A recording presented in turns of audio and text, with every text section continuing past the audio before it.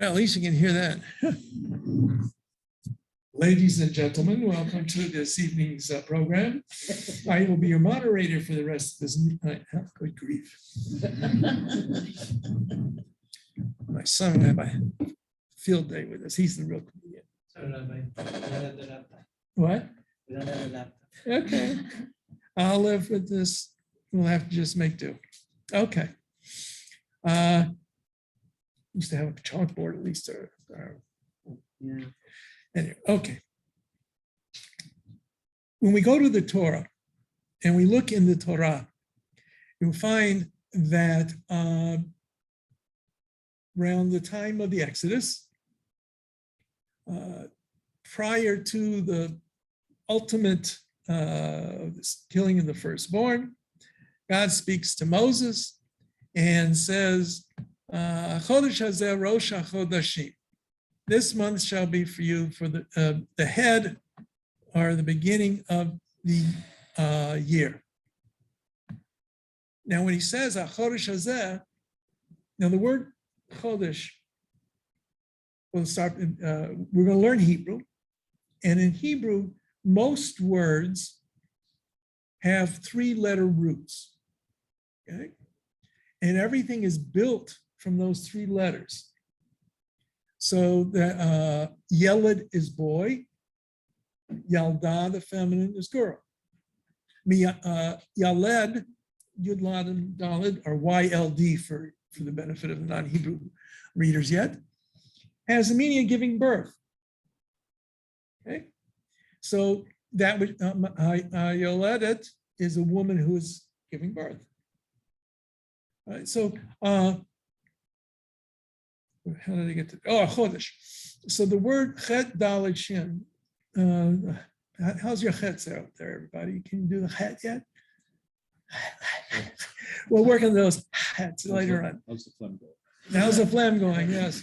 Well, it could be worse. We could do the ayin, which is even more difficult. Not even most Israelis can do the ayin. Okay.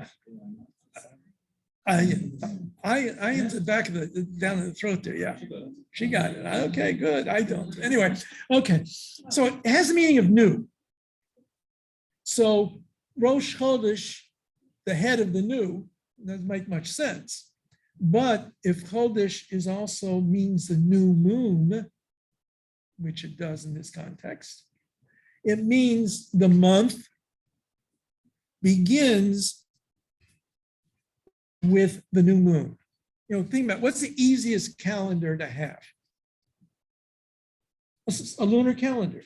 It's not, you don't have to be very sophisticated to be able to tell a certain degree of time with a lunar calendar.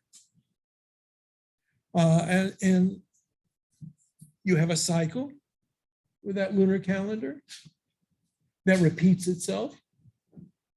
It's not exactly connected completely with the solar calendar, because the lunar calendar is approximately 355 days for a year or 12 months. And the solar calendar, which meaning the time we circle the sun, 365 and a quarter, roughly. Even that's off a little bit, right? That's why we have a leap year to make up for that. So we start with this idea that a month is determined by the moon and the lunar cycle. But even before we come to that, the most basic cycle is a day. And indeed, when we reopen the Torah and you open it to Genesis, it reads there, it reads, Vayerev, Vayivoker, there was an evening, there was a morning, Yom Echad, one day. After the second day's story of creation, Vayerev, Vayivoker, Yom Sheni. Evening, morning, second day, third day, fourth day, fifth day, sixth day.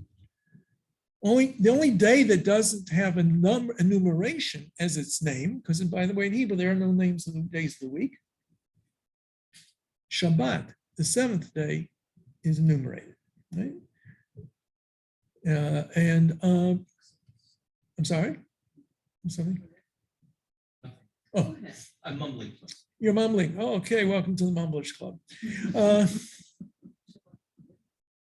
So when does the day begin? Sunrise. Sunrise. That makes sense, sunrise. But, and we can't be sure what most ancient peoples did, but the Jewish calendar uses sunset. One explanation is, which is really not a very good one, because it says, Vayera vayivoker yom echad, there was an evening, there was a following morning, thus being one full day.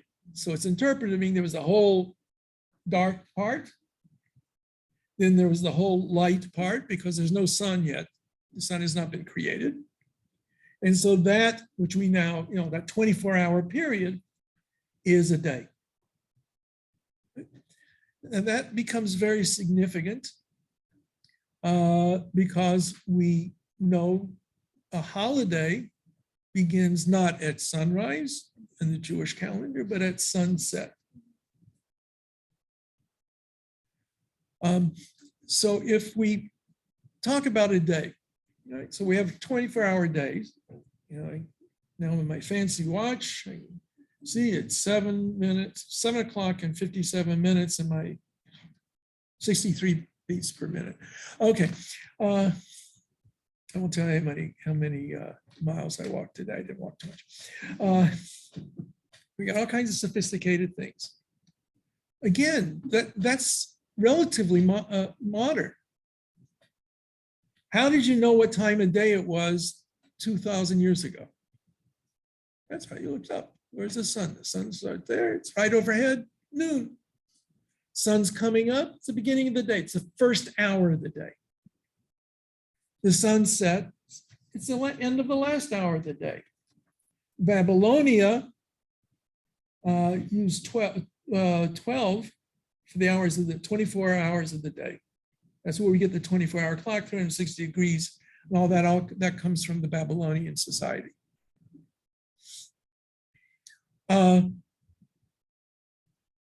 Now, again, with the modern era, every day is exactly 24 hours. We know there's a little slight difference every once in a while, okay? But it's 24 hours. We adjust our clock a little bit and we go these crazy things at daylight savings time, but it's 24 hours.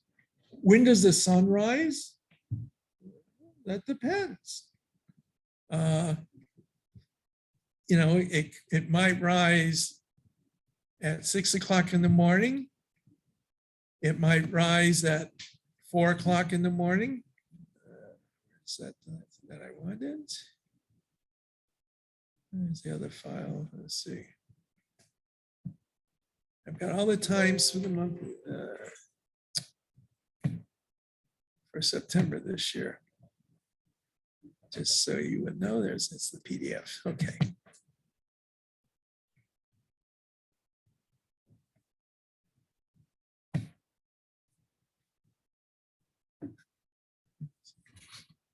All righty. So what's today's date? Today is the 31st, so tomorrow, right? 4th of Elul. 4th of Elul. Okay, give the guy an extra credit. So according to my handy dandy Jewish time app, tomorrow morning, September the 1st, which begins at midnight. We said a day begins at sunrise. Here it begins at midnight there. You can't start a day at midnight before you have clocks because you can't know when midnight is. All right? So the sun rises tomorrow morning at 6:41 a.m. I don't know if this is, I think this is daily savings time. Noon, according to the celestial calendar, celestial location of the sun, will be at 1:17. and nightfall will be at 7:53.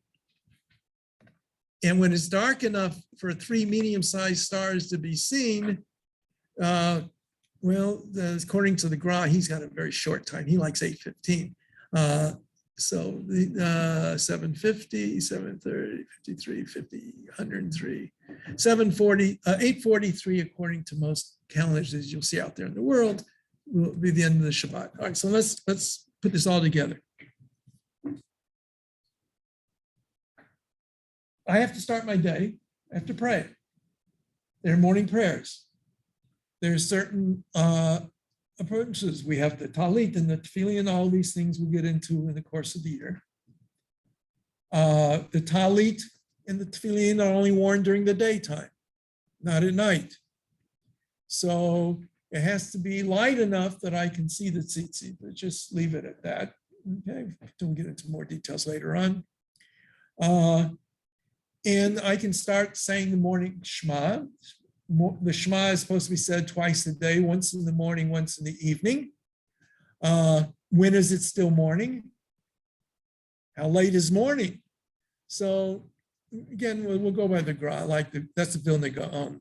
I don't know. I probably put that on there because I like the Vilna Gaon.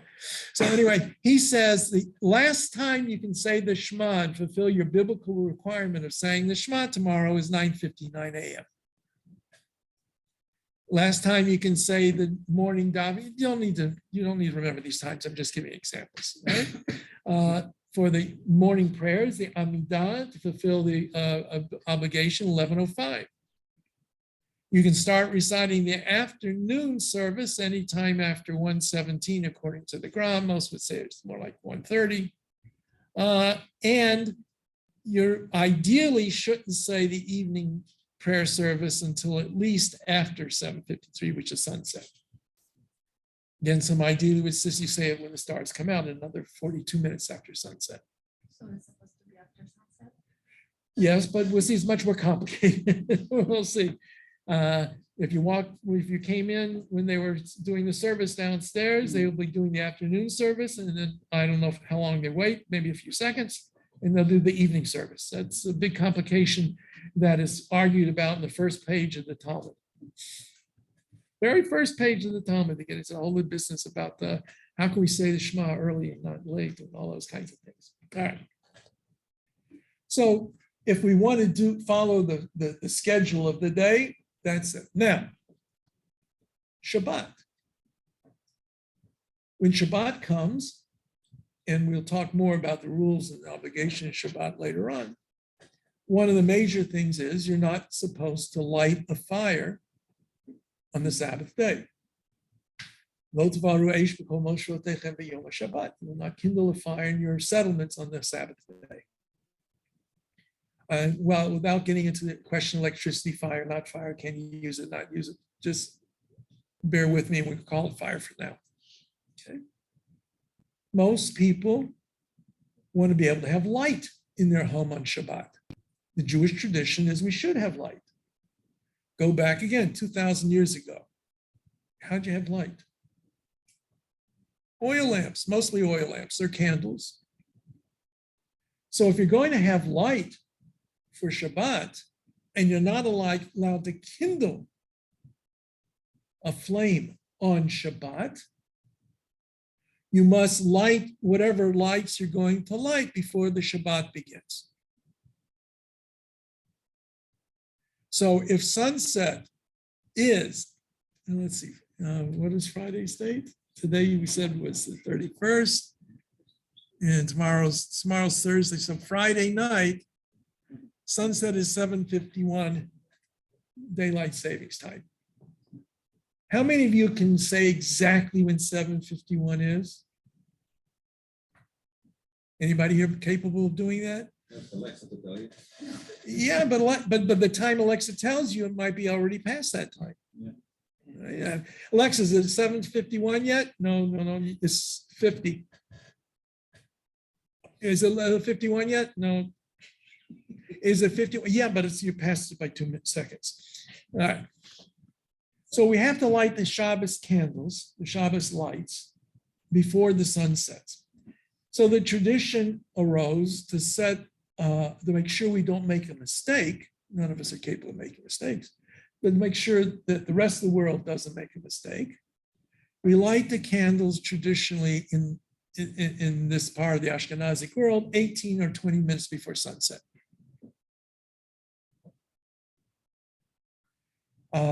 So this Friday night, the latest time that you could light candles would be, I'm going to use the 18-minute marker, which would be 7:33. That's what it says. Okay, we're in agreement. We're in agreement. Okay. Now, like I said, I've got a chart here. You've got a calendar that has the proper candle lighting time in it. If you go to, they still have bookstores, don't they? And where they sell calendars, buy a calendar. You don't know what's going to be on, you look and see, sometimes they have all the holidays. They might tell you when Rosh Hashanah is, and they'll say Monday morning, Rosh Hashanah. Of course, it's not Monday morning, it starts Sunday night, but that's a different story. So if you get a Jewish calendar, if it's a locally produced or it's produced so that it has the local times on it, you're okay. So which calendar, that's from Israel's? Yes. All right, Israel's one bookstores. They give out freebies. Yeah. That's a freebie. If you want a nice fancier calendar, you pay some money. And it usually doesn't have the right times on it or has a whole bunch of times. That's right, yeah. Okay. But let us say you have a business appointment in Yellowknife. Right? What time is candle lighting in Yellowknife this coming Friday night? If for some reason you're stuck in Yellowknife. You go by the closest nearby city. Well, they do have a sunset in Yellowknife. Yeah, but you go by the closest nearby city because you go by the closest nearest community center. No. That's what you do in Hawaii. In Hawaii? You would go by, I think, Japan or something. No. I'll come back to the nearest city business in a minute. Exactly. If you are in a place which has a sunrise and a sunset, okay, a clearly discernible sunrise and sunset, then the Shabbat timing is for that location. So you go online today and you find out what time sunset is in Yellowknife, Friday night. Take away 18 minutes, and now you know what time to light your candles in Yellowknife. You and anybody else in your family that happens to be Jewish in Yellowknife. I'm not sure if there's a Jewish community in Yellowknife or not. I just picked it out of the air. I like the name Yellowknife. Okay. Yes. What about places, this is kind of one, but like Iceland or somewhere where the sun. Okay. That's where the rule comes in. If you go far enough north or far enough south, where because of the tilt of the earth, you don't necessarily have a sunrise and sunset throughout the year. Sometimes you'll have a midnight sun, right? The sun never sets, or the sun never rises. That's when you go according to the nearest Jewish community. The one and only trip that I had to Hawaii, we had a sunrise and sunset in Hawaii, very beautiful one. I've got a nice picture of it. Not on Shabbos, but a nice picture of it out at the cruise. My wife, wonderful picture. Okay, so there's no problem. Now, what is an interesting question, which we're not going to deal with exactly, is where's the international date line? So that you know where Shabbat is. That's the problem. That is a problem in Japan and Australia. We don't even go there with that. That's why some people won't go to Japan and Australia. I'm not going to go to Japan and Australia just for that reason. Yes, I can. Yeah. What? They have like 3 synagogues in Tokyo. Yeah. See, well, the problem is the international date line is based on Greenwich, England. What does that have to do with Judaism? Jerusalem, that's the center of everything Jewish. So maybe it should be 180 degrees or 90 degrees east of Jerusalem, or however that's determined by that. Okay.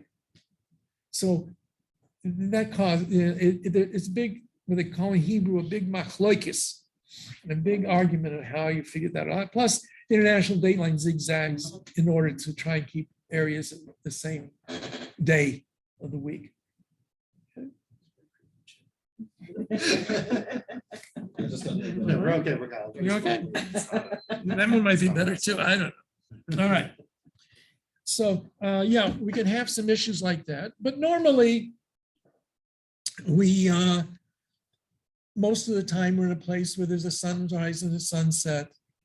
Sometimes it's very late. I remember my in-laws many years ago were in Amsterdam in the middle of the summer, and they went to bed Saturday night and got up in the morning to say Havdalah because it was going to be like 12:30, 1 o'clock in the morning. But okay, so here in Toronto, we really don't have those kinds of issues, right? We've got calendars we can access. We've got the internet today where we can access for times. You go online, there are all kinds of sources that will give you the sunrise and sunset times for candlelighting times for just about any place in the world. And like I say, I started teaching this class 20 some years ago. Not you, you haven't been here for 20 years. It may seem like it after the end of the evening, but you know, there was the one when the rabbi got to get up his sermon, one of his congregants said, you know, Rabbi, we used to time you on the watch. Now we're going to start using a calendar. So we have lots of wonderful tools at hand that help us deal with this. But first thing you have to know is if you have a calendar, if it gives the time for candle lighting, make sure it's a candle lighting for where you are. Used to be you mostly got calendars out of New York, so everything had New York's time on it. Some of them may have a chart in the back for different major cities. Sometimes Toronto gets in there, sometimes it doesn't. Sometimes Montreal, not Toronto. If you are looking at a non-Jewish calendar, you know, Hallmark calendar, whatever it is that you look at, be careful when it says when the Jewish holiday is. This also may come something up when you're dealing with work. You have to tell your boss, no, Rosh Hashanah doesn't begin Monday morning. Rosh Hashanah begins Sunday night. Rosh Hashanah doesn't end Monday night. If you keep the 2 days according to tradition, it doesn't end until Tuesday night after the stars come out. So now we've got the day taken care of.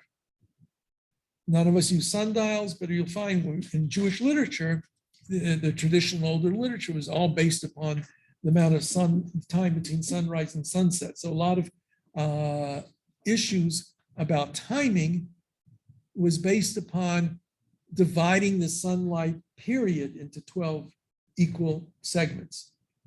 So in the winter, an hour, an official halachic, we call a halachic hour, is maybe 50 minutes. While in the summer, it could be closer to 70 minutes. Okay? But for the most part, that's nothing you have to really worry about. All right, so comes to the week. I don't know how you know what day of the week it is. Right? There is no way of determining the day of the week. You will know that in the Judeo-Christian world, we always see that Sunday, even on most calendars, is what day of the week? First day of the week, right? And indeed, in the church, all of Christianity originally celebrated Saturday Sabbath.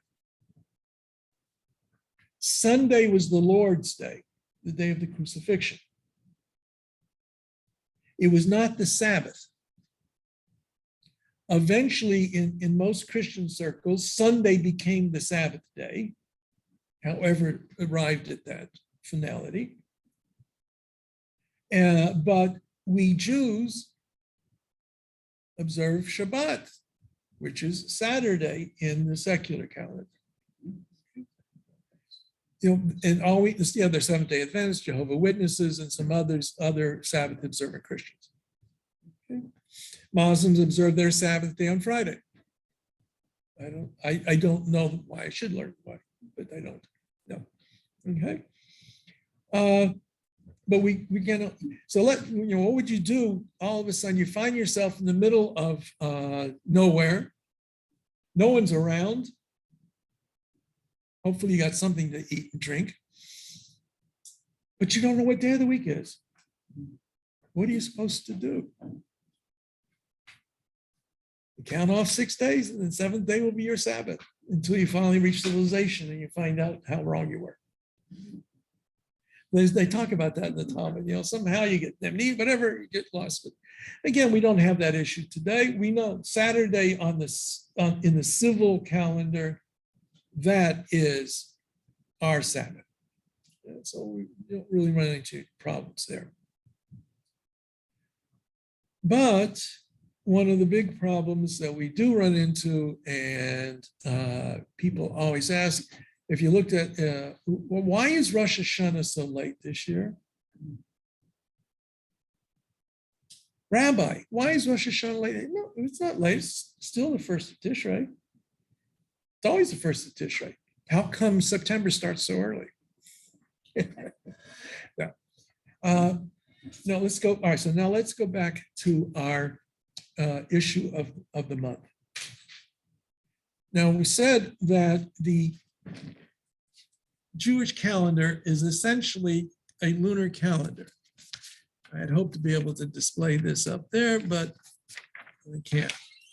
So those of you who are astronomers, the moon appears to orbit the Earth in an irregular cycle that averages out at 29 days, 12 hours, 44 minutes, and 3 seconds. That's roughly the time, so it's not exactly 100% always that way, but that's roughly. So you think about it, it's essentially 29 and a half days. So a new month should begin every 29 and a half days and 44 minutes and 3 seconds. Except when it's not that time. That doesn't work too well. You have to look on, so early on, we find that what was established is that when the new moon, the crescent moon,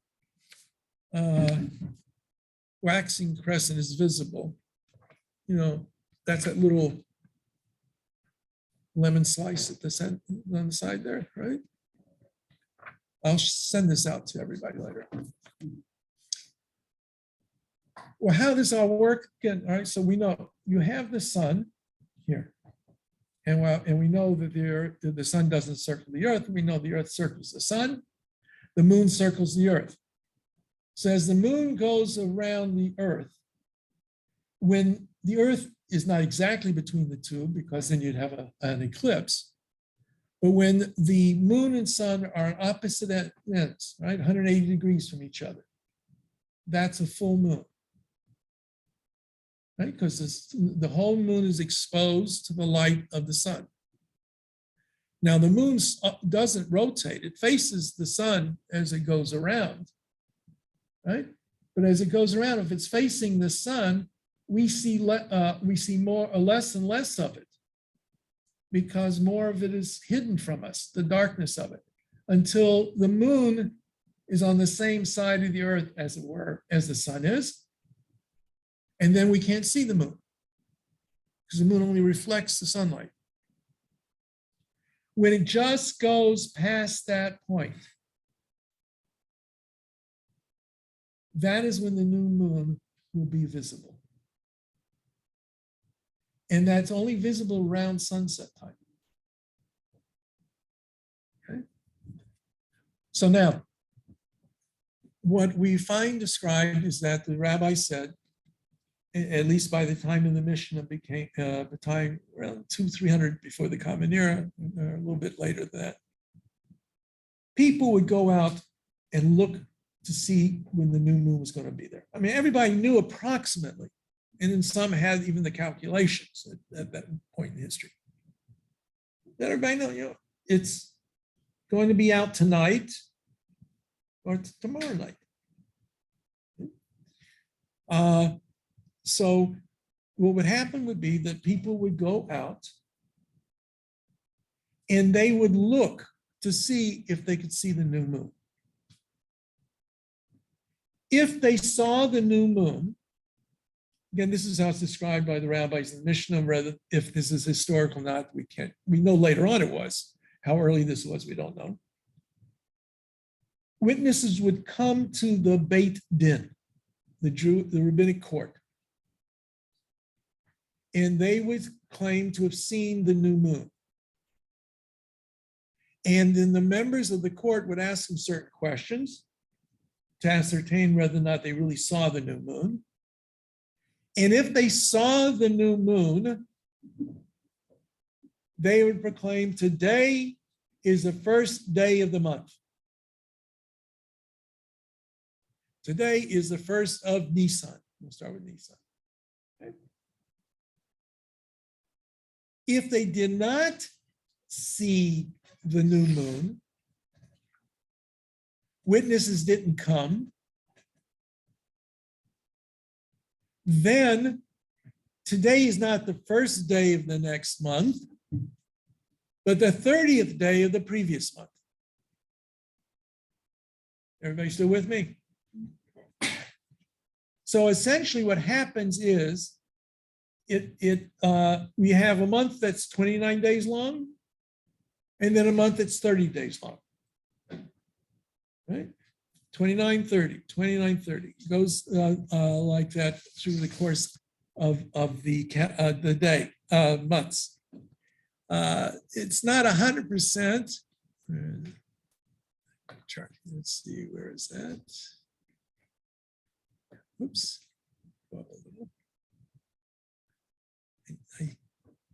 I like the old mouse.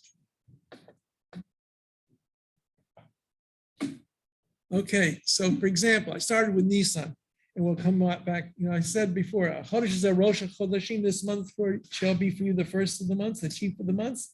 That was the month of Nisan. The Exodus takes place in Nisan.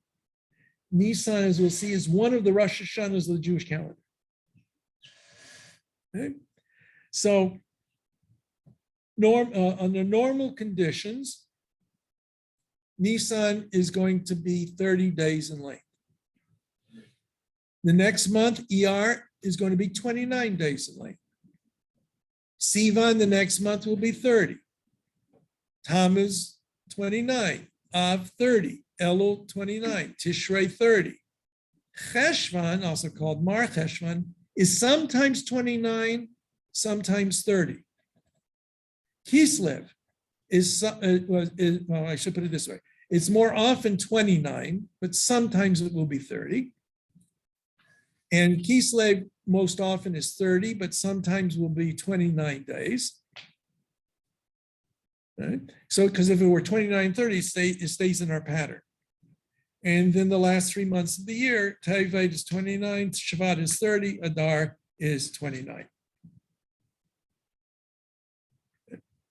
So now, you're in business and you have to sign a contract. And you have to date that contract. It's very important. If you're taking a loan, a lien against property, if you sell the property afterwards, the lien sticks with it. But if the loan took place after you sold the property, the lien's not on it. That's all the stuff we study in Talmud these days. You have to know what day it is. And so sometimes you'd be unsure until, so best not to do any business contracts on the 29th or 30th of the month and, run into the problem. Okay. Now, we'll start with the very basic was what would happen would be, as it says in the tractate of Rosh Hashanah, Arba Rosh Hashanah. There are 4 New Years of the year. Actually, 4 days that can constitute the New Year. The first, the Nisan, was considered to be Rosh Hashanah as far as counting the king's reign. If the king came to power on the first day of Nisan, that's the first year of his reign. If he came to power on the 29th of Adar, which is the previous month, first day of Nisan is the next day, that's the first day of the second year of reign. They standardized it that way. We don't have to worry about that. Then it says, also Nisan is for the holidays, how you determine which month for the holidays. The first month in the Bible, the months are referred to as first month, second month, third month. They don't have names for the most part in the Tanakh. And so when they describe the holidays, it'll give you the month and the day of the month. And seventh month of the year and the first day of the month is Rosh Hashanah. And we call Rosh Hashanah. Okay. The first of Elul is the second of these, which is for animal tithes. If an animal was born before Elul, it was tithed on this year's tax rolls. If it was born after Elul, it's next year's tax rolls for all the CPAs here. And Rabbi Lazar and Rabbi Shimon says, no, it's the first of Tishrei. And now comes the one that everybody knows is Rosh Hashanah, is the first of Tishrei. It's a new year for counting. It's the new year for counting years and for calculating other kinds of things. And then the first of Shvat, according to Beit Shammai, is the new year of the trees. According to the house of Hillel, it's the 15th of Shvat. Tu B'Shvat. Again, it has to do with agricultural issues that we're going to ignore. And then and it goes on to say different parts of the year, God passes judgment on people. We're going to skip all of that. I'll send it to you so you can have fun with it. All right. Went too far. All right. Now, here comes the important part. For 6 months of the year, on the 6 months of the year, the messengers go out from the court in Jerusalem to report throughout Eretz Yisrael and the diaspora, which day was established as the new moon, the 30th or the 31st day of the previous month. You know, I don't like it, but that's how it works, right? If witnesses came today, and today is the 30th, that would have been the 30th day of the previous month. The witnesses come, we say it's Rosh Chodesh. So on Thursday, or when Thursday, yeah, that's Thursday night already. So Thursday night, Thursday morning, because it can't come at night. Thursday morning, the court would say today is the first of the month of Tishrei, and they can go out and tell everybody it's the first of Tishrei. If they didn't come, then the messengers would go out the next day. This, by the way, was not the ideal way of dealing with it. We'll come to the ideal way in a minute. All right. So it says in 6 months of the year, for 6 months, it was important to know right away when the new moon was. They go out on the Nisan to tell you when Passover is. They go out on in the month of Av to tell you when the fast of the 9th of Av is. They put that in there in the Mishnah. In Elul, which is the month before Rosh Hashanah, they refer to it here as Rosh Hashanah now, even in the Mishnah. When you see Rosh Hashanah, they're usually talking about that Rosh Hashanah. But know that really there were 4 different beginnings of the years. Kislev, due to Hanukkah, and Adar for Purim. Okay. But then it says something interesting. For the sake of 2 months, witnesses who saw the new moon desecrate Shabbat. If the new moon might occur Friday night, all right?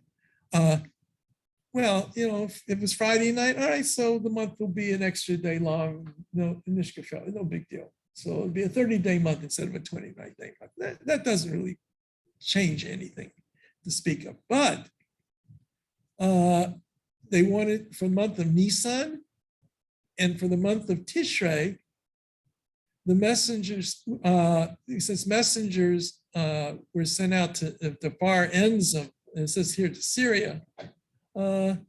Those were very important dates to establish when the holidays fall. It says during the time of the temple, they even did it for all of us. Right? But you see that it was so important that sometimes even Shabbat observance could be allowed to be violated, like to drive your vehicle to the Beit Din, or your horse. You don't drive a horse, you ride a horse, but anyway. And there are all kinds of rules and regulations about who. All right, come back. Now, here's what's the problem. Initially, way back when, when the court sanctified the new moon, the new month, they would light torches on the mountaintops that night. So say tomorrow morning says Thursday. So Thursday night, they would go up to specific mountains, and there's a list of where they were. And they had a relay of fires. When this mountaintop, the fire was lit, or the torch was waved, the next mountain over, wherever that was in their line, they got the signal. And this was meant that it was able to get the message all the way from Jerusalem to Mesopotamia, to modern day Iraq, what I'm going to often refer to as Babylonia. Because that's where the bulk of the Jewish world lived, between Israel and Bavel. Now, then it says in the Mishnah, after the Samaritans corrupted and ruined this method by lighting torches at the wrong times to confuse the Jews, and maybe they did it for their own purposes, not to confuse Jews, but cause troubles. Is that our torch or is that their torch? I don't know. Can you see? I can't see if it's Chaim waving it or Schmendrick waving it. I don't know. Okay. So what they did was that's when they instituted sending out messengers by horseback. The problem with that is it's much slower. And since it's much slower, if you lived a certain distance away, you would not necessarily know when to observe the holiday properly. That's most important when it comes to Passover. Explain why. First of all, Passover must fall in the springtime, Chodesh Aviv. It's a spring festival. All of the holidays were also agricultural, as we will see later. And so I'm going to come back to that. But anyway, you need to know when Passover begins, because the night after the 14th of the month, the night of the 15th, you're not allowed to eat chametz. Chametz is any of the 5 basic grains that have been ground into flour and water has set on them for more than 18 minutes. That's the definition of chametz. It's not bread. If you put on a test, what is chametz? If you write bread, the answer will get an X on your answer. No, chametz is flour that has been basically allowed to rise. When you put water on ground grains, the basic grains, the starch in them, the normal yeast in the air gets on it, starts to break it down from the starches to sugars. And that gives off carbon dioxide. And if it's a good flour, it holds in, the bubbles hold it in, and that's why your bread rises. Okay? Unless you are glutinous like I am, and I can't have gluten. All right. So now, all right, so if today is the 14th and tonight's Passover, and I know it's the 14th, I stopped eating my chametz that morning, fine. I go the 7 days, the biblical days of Passover, I don't eat chametz. And the 8th day, I go back to eating chametz, no problem. But what if the previous month was not 29 days, which it is normally, but it was 30?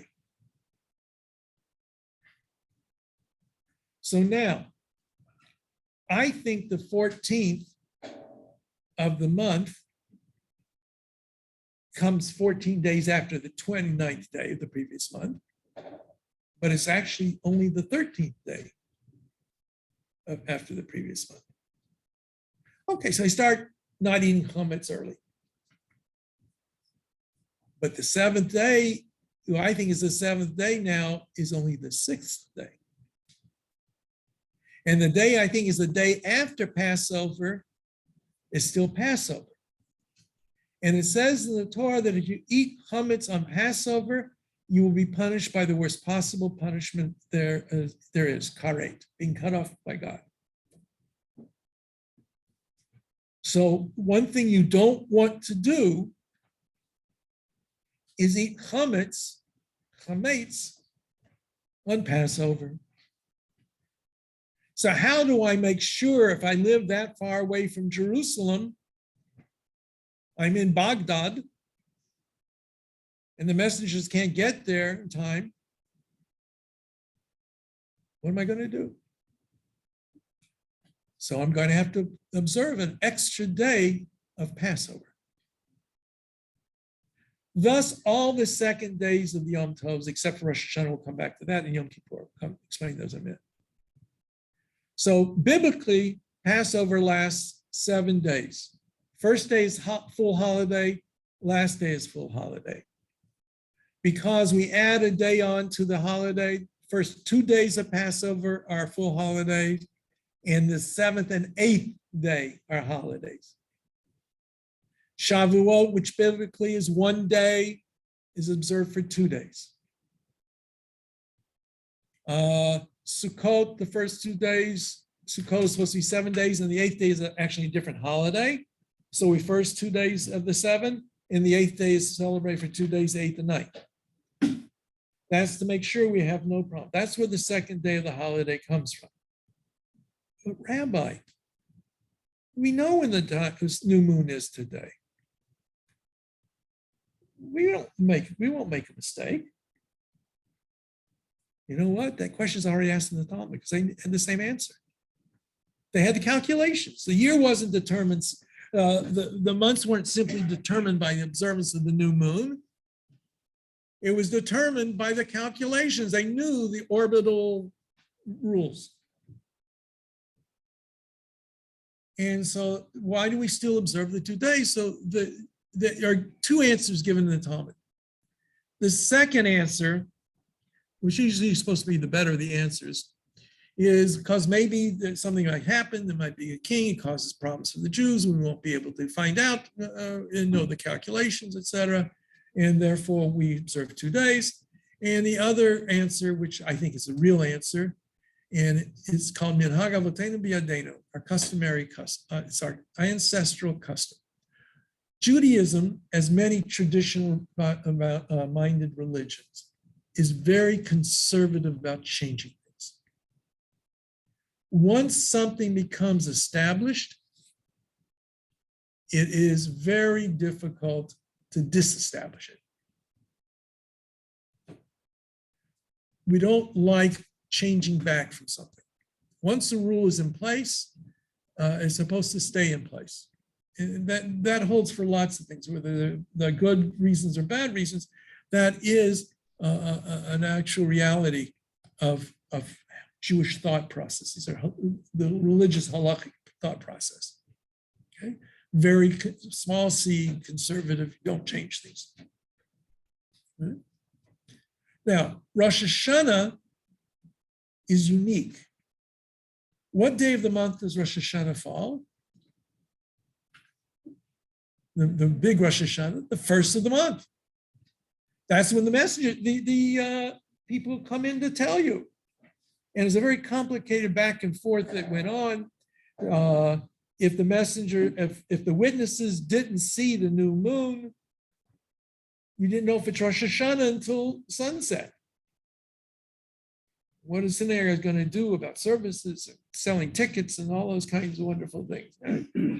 You get a, you have a rain date for the second day if it wasn't the first day. So a ruling was passed that if the witnesses didn't come by noontime, they would not accept the testimony of witnesses. Follow? Because after all, Yeah, the witnesses witness the new moon. God causes the heavens to function. But who decides if it's really the new moon? The decision of the court. If Justice Alito decides that that's not what the US Constitution says it is anymore, it's no longer what the Constitution says. Volusia's the abortion ruling, in case you didn't get it. Okay. But the rabbis took very seriously the idea that the actual determination of the calendar was in human hands. The basic rules, the basic parameters, that's God set up. But Chodesh Hazeh Rosh HaChodesh Lachem, it's for you, the beginning of the month. So the court has to determine whether or not today is Rosh Chodesh. If the court does not declare it Rosh Chodesh, it's not Rosh Chodesh. So the witnesses don't come, so today is not Rosh Chodesh.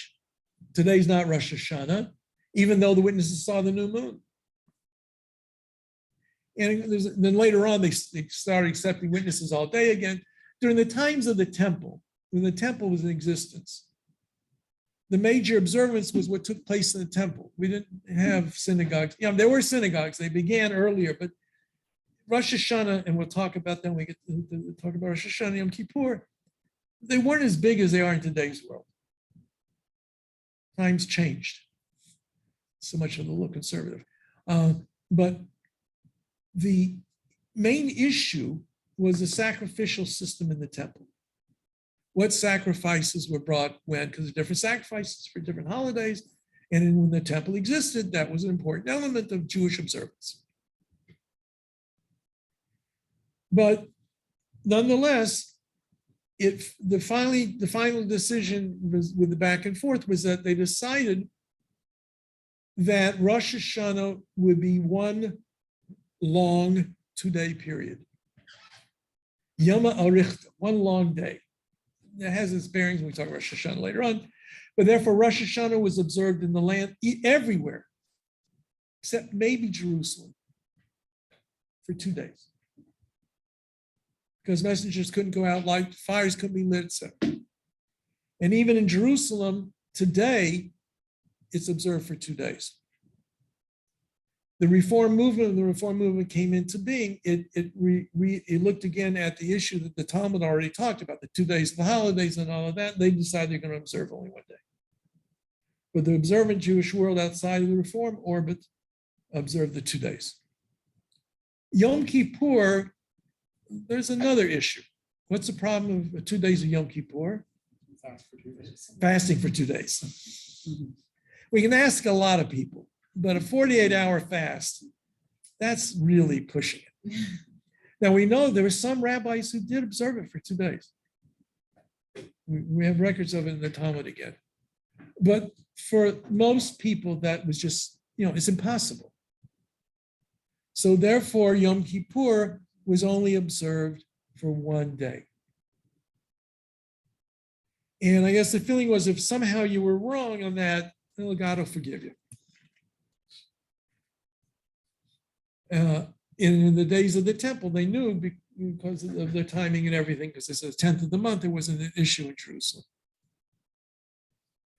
So now, what else can happen on determining the calendar? Why it's not exactly written in stone?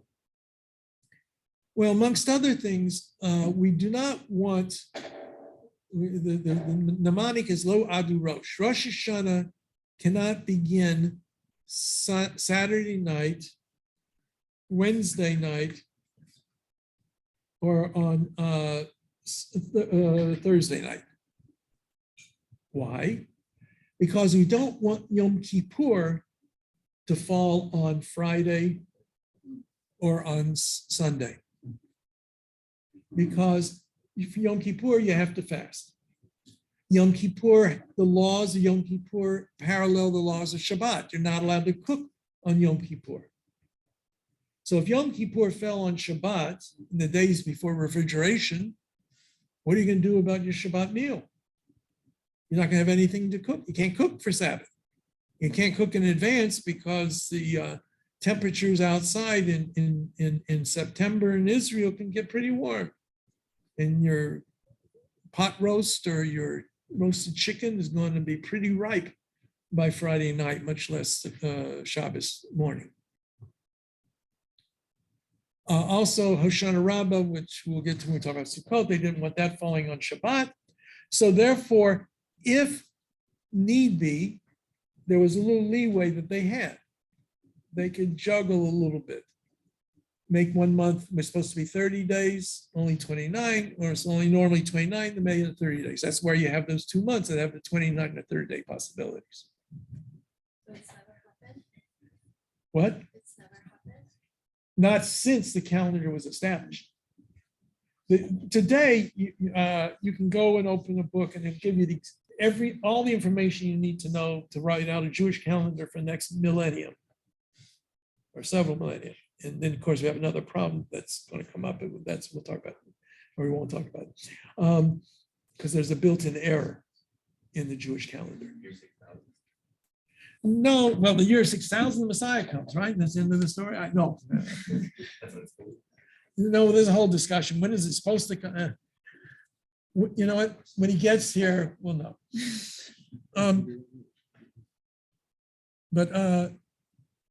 So anyway, so there's a little bit of wiggle room for the rabbis to make the month longer or shorter if it's necessary to make sure it all works out. Again, like I said, because they say it's up to the Beit Din, the court. When we say the Friday night Kiddush, and we'll talk about that in depth more. On Friday night, we end the Kiddush with Baruch Atah Hashem Mekadesh HaShabbat. I'm going to use a real good translation of it. Source of blessing are you, Lord, who created the Sabbath. Okay? That's what we say. On a holiday, we say Baruch Atah Mekadesh Yisrael v'hazmanim, who sanctifies Israel and the holidays. And if it's Shabbat and a holiday, Mekadesh HaShabbat v'Yisrael v'hazmanim, sanctifies the Sabbath, Israel, and the holidays. The difference being God decides when it's Shabbos. Shabbat comes, we have nothing to do with when it comes. We observe it or don't observe, that's up to how we behave.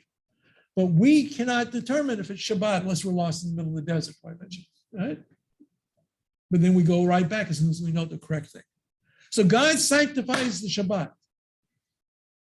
Israel, through the rabbinic court, determined when the new moon was, determined when the holiday was. So first God sanctifies the Jewish people, and then comes the holiday. Mekadesh Yisrael v'hazmanim, sanctifies Israel and the holidays. Okay? So with that in mind, we see how that all works out. Now, finally, after all of that, Rabbi, why is Rosh Hashanah at the end of September this year, not at the beginning? That goes back to Pesach. Passover has to fall in the springtime. The solar year, we said, is 365 days, 5 hours, 48 minutes, and 46 seconds.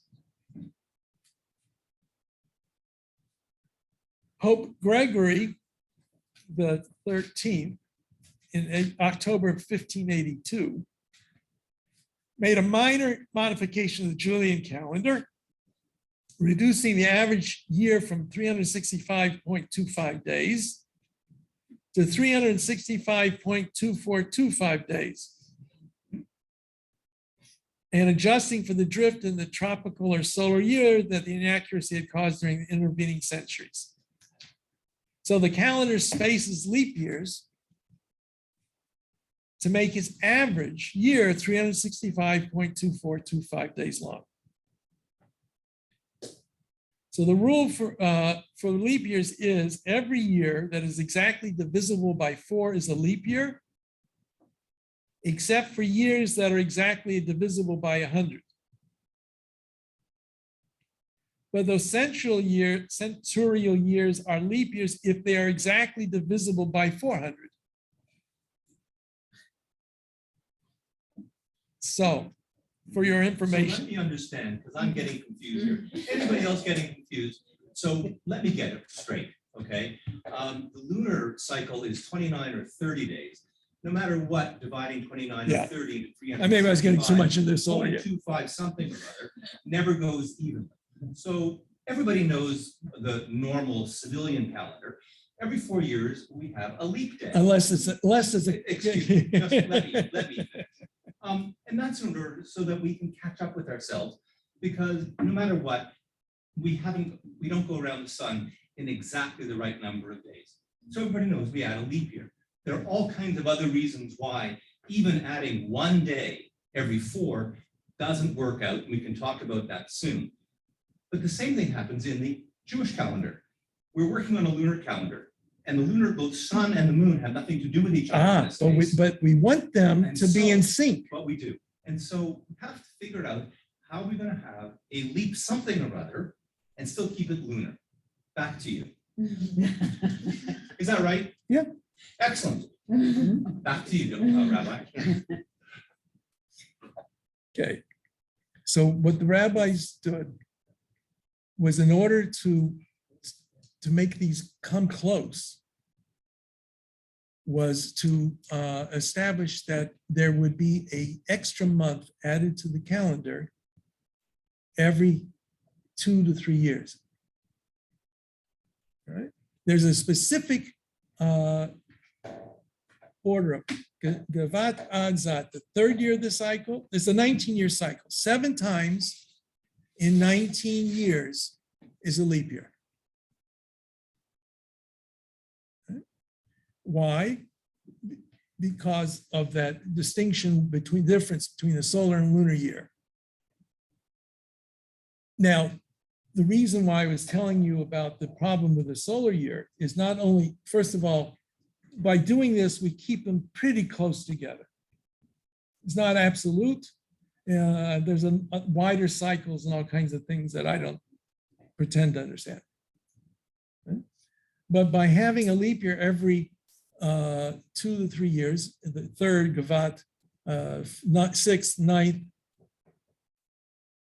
11th, 5th, 17th, 5th, I said, 14th, Gavat Ad, the 14th, 17th, and 19th year of the cycle are leap years. Okay, we are just coming off a leap year. 5782 was a leap year.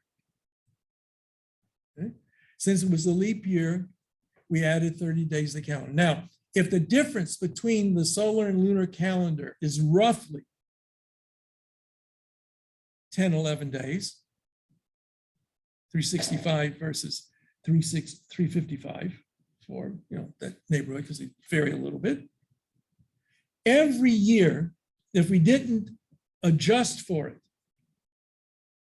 Passover would fall 10, 11 days earlier in the civil calendar. And if we add a month of 30 days to the calendar, we jump ahead that number of days. So you're going to subtract 11 from those days anyway. So that's how it kind of balances out. We have a leap year giving us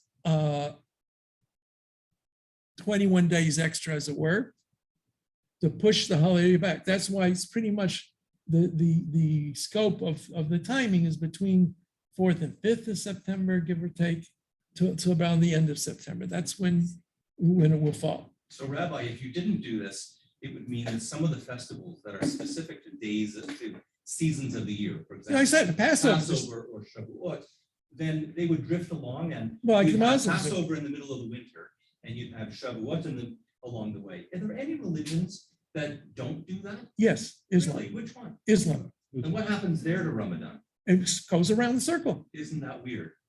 No. It's not weird. It just is. So why is it so important for Jews to keep? Because it says in the holidays Bible, month? because it says in the Torah, it has to be in the month of spring. Chodesh Aviv. Pesach must be in that month. So I don't know. I don't know that in Islam they have any need to have things fall at a certain time. But for us, it is important. And that's why it starts off with the Chodesh Hashem, Rosh HaChodashim. This month shall be for you the first of the months, which is the biblical commandment to creating the cycle. Now, the calculations, which maybe I was going into too much, but the calculations, because they're off a little bit, our calendar has built in that error. So, for example, although I will hear quibbles on this, we say because of the importance of rain in the land of Israel, okay, we start praying for rain, or we add prayers for rain in the months of the year in which Israel, the land of Israel gets rain. In the months of the year when Israel normally doesn't get rain, the land of Israel doesn't get rain, we don't have that request for rain in our prayers. Because the Jews who lived in Babylonia wanted to get home before rain started, they gave them a little extra time after Sukkot. Sukkot, we start praying for rain. We say Mashiva Ruach Merida Geshem, the winds to blow and the rains to fall in the Amidah, but we don't add the extra prayer for rain itself per se until a little bit later. So it says Tekufat Tishrei, the autumnal equinox, right? That should be somewhere in November, end of October, November. But because of the drift with the cycle of the lunar year, we now say it in December. And it's one of the few things, if you open up a prayer book and you see directions, on a civil leap year, you say it this way. A year before civil leap year, it's the year before civil leap year, you change it. The date for what it's doing. That's the drift that we have built into our calendar. I'm not sure how that's going to affect eventually. Yes. Sorry, I guess I just missed that part. Passover is in spring, Shavuot is in summer, or? Shavuot, well, see, originally all three of the festivals were harvest festivals. Pesach is the spring harvest. Shavuot is the winter, summer. I almost said Shem. Shavuot.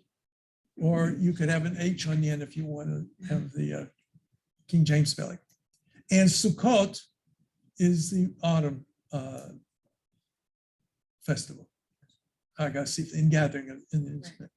Again, these all come because of the nature of the land of Israel in their cycles, but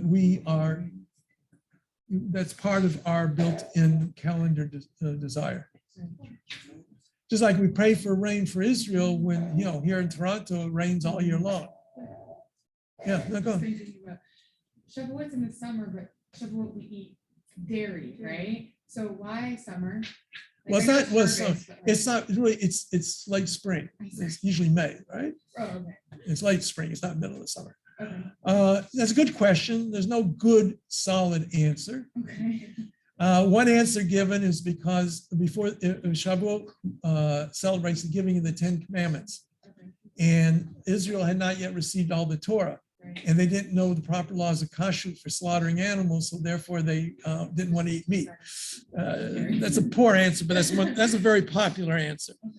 Uh, Because I guess you can have alignment with Passover. No, what you could have, what may be why the custom arose is calves, more in terms of sheep and goats, Yeah. calve in the spring. Okay. That's the birthing season. And the mother animals have lots of milk available. And if you want, what? Well, after the birthing season, right? Because they're nursing their offspring. If you're a dairy farmer, you have a lot of meat before at that point, because you can't keep all of the animals. So the young are used for food. So, but the mother animals now have milk available that you keep milking them until they dry up or get pregnant again for the next go round. So milk was much more plentiful at that time of year, or was very plentiful at that time of year. I think that's probably closer to the real reason. There are other explanations, given the toys compared to milk and all kinds of things like that. All those, I think, are post facto after the tradition began. You have to understand, when we have customs, some people dig into them, try and find out what the real reason for the custom is, and they may be correct. Some people make a stretch in trying to come up with an answer. Yeah, they're not untrue, but they're not necessarily true with the capital T. Okay. All right. The only other thing that we want to, let's see.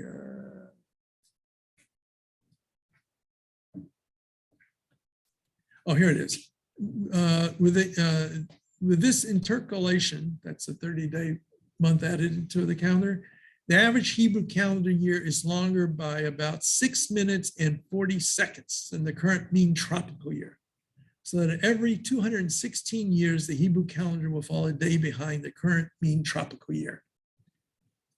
I'm not sure how that's going to affect us too much in the near future, maybe a few centuries from now, millennia from now. Okay. All right. By the way, just real quickly, when we have the leap year, we add a month of Adar. Adar is normally 29 days long. Holiday of Purim falls in Adar. It's a month before Passover. On a leap year, we add a month and call it the second Adar.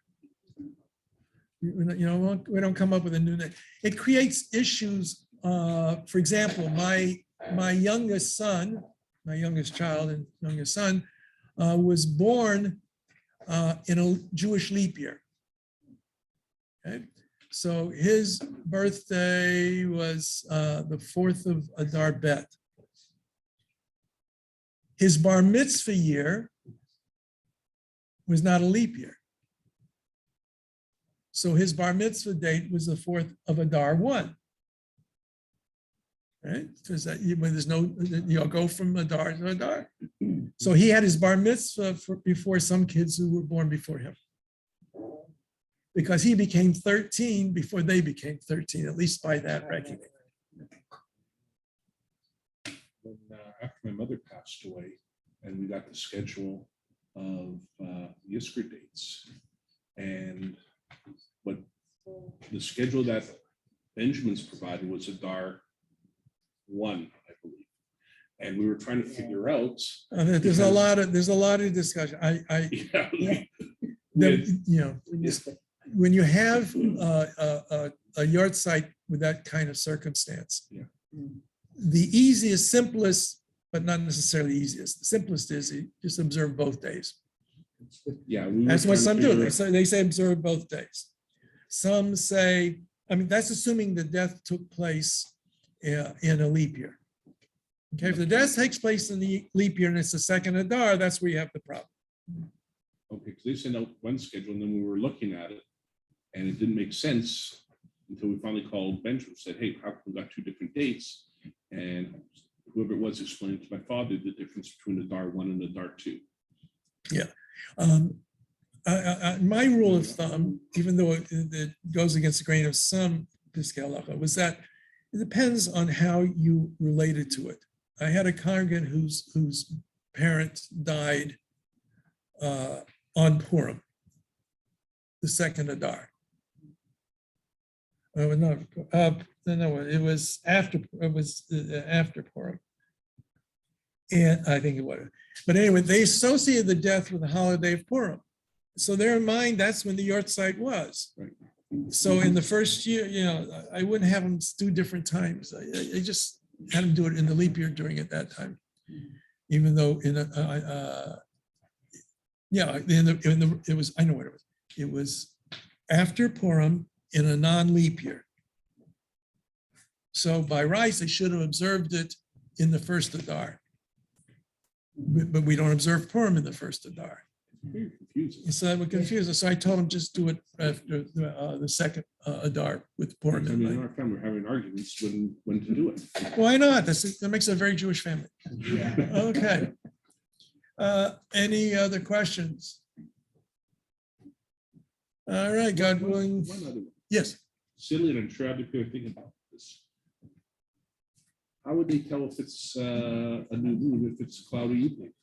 Well, that if there no witnesses come and that night when they should have seen the new moon would have been the night following the 29th. Now there's that next day, quote, will be the 30th, right? If nobody saw the new moon. Since they didn't see the new moon, they didn't record it, nobody saw it, today's the 30th. And the next day is automatically the first. So once you have the Whether it's 30th, Cloudy or not. cloudy or not, the first night, if it's cloudy, all right, so today's the 30th. The second night's cloudy, it's the first. You don't have a month longer than 30 days. Yeah. Yeah. If you have Adar, which one of them do you have the holidays on? Or you have it twice? Adar, Yeah. Adar, the holiday in Adar is Purim, and Purim always is 30 days before Passover. So Purim falls in the second Adar. Again, there's a whole discussion. Ein ben Adar Rishon Adar Sheni Ella. There's no difference between the first Adar and the second Adar, except for reading the Megillah and sending gifts to the Sudat Purim Sudat. So then the question comes, what about the other two mitzvot? They observed on both months.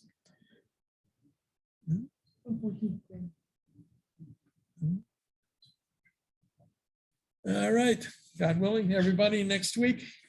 Okay. Thank you. Thank you.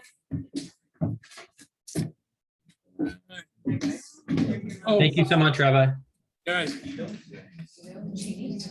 Okay, so next week, just to remind you, we're going to be talking about Rosh Hashanah and Yom Kippur. Observance, the days of awe, Yomim Noraim.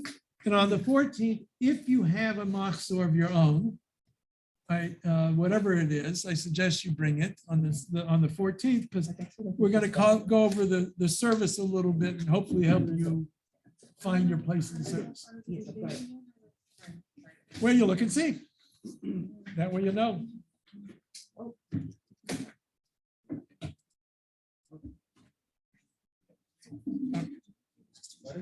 Okay, let me, do me a favor. But the one that they want, you need to look at the specific one? Oh, there's like a specific one they want us to get, or any. Well, the Matzor, any Matzor, just write your email clearly so I can make sure I send everything to you. There's a prayer book for the weekday. There's one specifically for There's like a- major holidays, There's one for the Rosh Hashanah, Yom Kippur is a different one. because there's so much over there. It's just a whole book on its own. Well, אגדה זה משהו קטן, Yeah, זה ספציפי. specific ones. אתה תמצא את זה שם, הוא כותב שם ראש השנה, יום כיפור. Yeah, You can find them with English translation like Art Scroll or something. Like, the art scroll or the Koran. probably expensive, but yeah, they exist. Yeah. But just real quickly, if you're going to go out and buy something, first of all, before you do, if you're planning going to a particular synagogue for Rosh Hashanah, Yom Kippur, find out what they use. That's the first thing to do. I mean, if you know your way around, it doesn't matter. You can do it with any machzor, just not. But if you don't know your way around, then you probably want to get the machzor that's used by that synagogue. I think here they still use the old Silverman. At the other conservative synagogues, they may be using a more recent edition of the machzor. You can get the Koren Sidur. The Sidur covers everything except Rosh Hashanah Yom Kippur. if you have the full Siddur. Koren is a brand, like they make a Yeah. whole bunch of the different one that ones. they Or the put art there. scroll, the art The scroll or art the Koren full Siddur. It's called, has the Sabbath, has a daily prayer service, has the Sabbath prayer service, has all the prayers for all the holidays in one book, right? I mean, you can buy Machzorim for each holiday. You know, Is that how you say it in Hebrew? excuse me? Yeah, the baby. Mazolim. Mazolim. Okay, that's right, because of the accent, I get confused. I have a bit of a Yiddish accent here. Yeah, well, I mean, yeah, I speak Yiddish. No, I don't speak Yiddish, but I speak Hebrew with I try with a Sephardi accent, I hope, and sometimes with Ashkenazi. Shabbat Shalom, a good Shabbos. Yeah. There you go. Yeah, Shabbat Shalom. Shabbat Shalom. You haven't lived in Toronto long enough. It's good Shabbos. Otherwise, I'm not answering you. When I walk, no. Just kidding. When I walk to shul on Shabbat morning, when I walk to my shul on Shabbat morning in my neighborhood, I look. If he's wearing a black hat, It's good Shabbos. it's good Shabbos. If he's wearing a knit kippah, Shabbat Shalom. Yeah. However, it doesn't always work. I've gotten a Shabbat Shalom from a black hatter and a good Shabbos from somebody. I They like to usually play wear- games. I feel like they go through like. No, I wear a black hat and they never know what to say. Polina Levitova, two Thank you, A's. thank you. And you know the. And which I've got. Okay. All right, now I will send you all of the things that you should have gotten. Who are you working with? That's the thing I have. So with the Alisa Zilberstein, Okay, she's where? she is in Beth, sorry, Beth Tzedek. That's it. Yeah, Tzedek, yeah. I don't know. No, I've had problems with that. They don't give out the material. They don't. They don't give up material. Well, they don't. If there's Can any you slip- material you need us No, to no, take, no, you can take it from They- there. No, the forms and everything, they should have given you to fill out. Hmm. So this is They what were she supposed sent me, it's basically like. And that's, the yeah, okay, calendar, that's and then- our outline of the And then course. it was this one. and then it's- Yeah. Oh, So you do have I it. just didn't scroll it. Okay, she'll send it to you tonight, No, tomorrow. no problem. If you can bring it, it doesn't matter. You can send me, you have my email? No, I don't. Can I please? Business cards. No, I don't have business cards. I used to be in business when I was a rabbi, and now I'm not in business. Let's see. Yeah, Okay, thanks. Okay, I think actually it's on there. It should be on there. It's on the bottom right here, Ontario treasure. Well, that's for the checks. Can I, like, if I have the check, should I pass You it can give here? it to me and I'll Okay, take care So of it. they told me that the first one is 325. All the information should be Yes. correct in there. Yes. So I'm just gonna. Yeah, for each trimester. It's different for the, that's the highest and lesser, the others are less. I don't remember offhand. No, it's done. Oh, so if, let's say, I pay for the whole course, it's gonna be cheaper than paying for the, If you wanted to pay it all at once, yes. so it's like $200, 150 cheaper, right? Yeah, it's up to you. Okay, See, since you're just starting out, here's the deal. I give you a break. okay. It's on here. Okay.